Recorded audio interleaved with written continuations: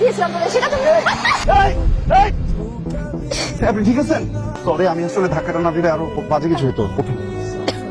আপনি আপনি একটু ধরেন, আমাকে একটু ধরেন। তোকে একটা কথা বলবো, তোদের অফিসে একটা ছেলে আছে না, ওই যে তোর অ্যাক্সিডেন্টের পর আসলো, যে ছেলেটা খুব ভালো। তাই?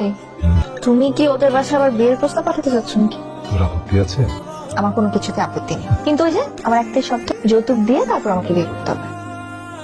ওটা শেষ করবো না?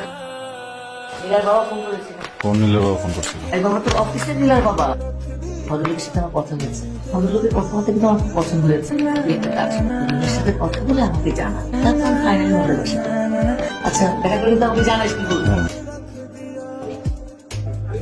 আপনি আমাকে বিয়ে করতে চান, রাইট? বাবা প্রস্তাব দিয়েছেন, আমি রাজি।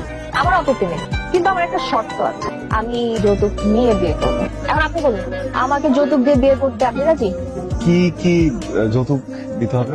নীলা ইসলামকে বিয়ে করতে হলে যৌতুক হিসাবে দিতে হবে 10 লক্ষ টাকা। এখন বলেন আপনি রাজি? জি রাজি। ওকে।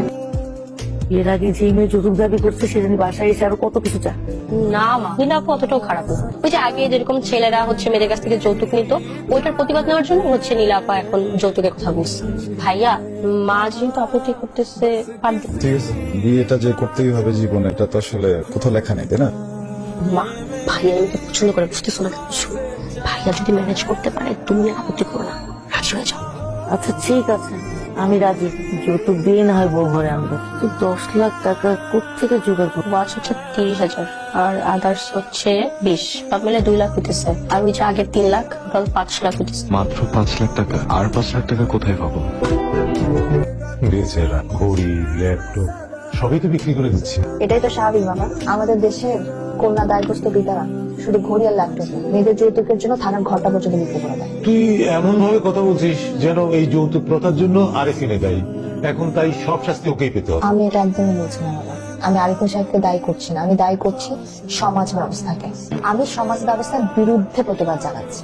থাম থাম মারে, 10 লক্ষ টাকা অ্যামাউন্টটা অনেক বড় না?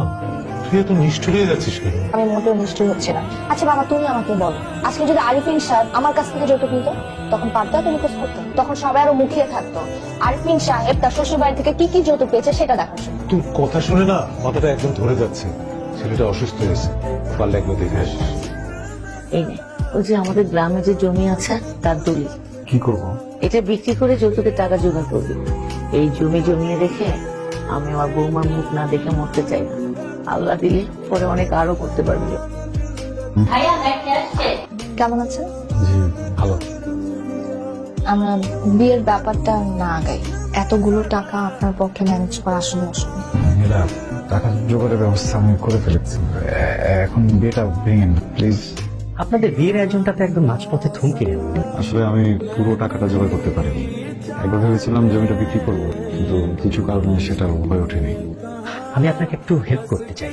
একটা সমিতি লাখে 2,000 টাকা ইন্টারেস্টে টাকা দিচ্ছে। আপনি যদি বলেন, আমি গ্রান্টার হয়ে তাদের কাছ থেকে টাকাটা নিয়ে আপনাকে দিতে পারি।